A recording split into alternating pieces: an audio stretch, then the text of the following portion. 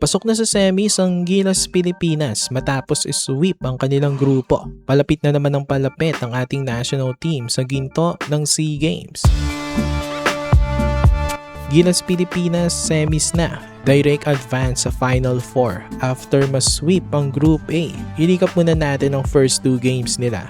Nung first game ng Gilas, slow start kontra sa Malaysia. Nalamangan pa nga tayo nung first quarter. Pero nung second half, doon na lumayo ang Gilas. 83-58 ang final score. Sa second game naman, slow start ulit para sa Gilas. Nalamangan tayo ng double digits ng Vietnam.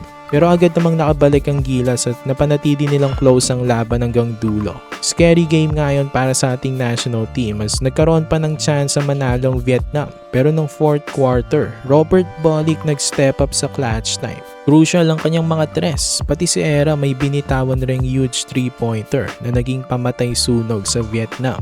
Pero very concerning ang ipinakita ng Gilas na start sa kanilang first two games. Hindi tayo pwedeng magkaroon ulit ng slow start sa semis, lalo na sa finals if maka-advance tayo doon. Dahil ibang pressure ang mga games na yon, laglagan na. Pwede tayong masilat kapag ganun pa rin ang ipinakita natin sa semis at finals. Sabi nga ni Coach Black, marami pa silang dapat itama moving forward para ma-reclaim ang kanilang gold medal.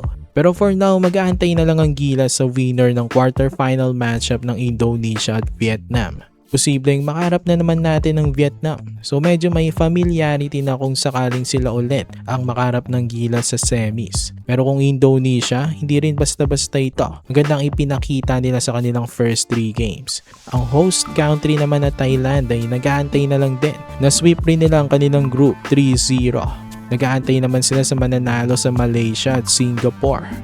Sa nakikitaan ko dito mga kabakets, mukhang Gilas at Thailand ang maghahanap sa gold medal match. December 18 pa ulit ang game ng Gilas. Ano kaya ang makakarap nila? Vietnam na naman ba o Indonesia na? For more Gilas content, ilike nyo ng ating video at mag-subscribe na rin sa JB Buckets.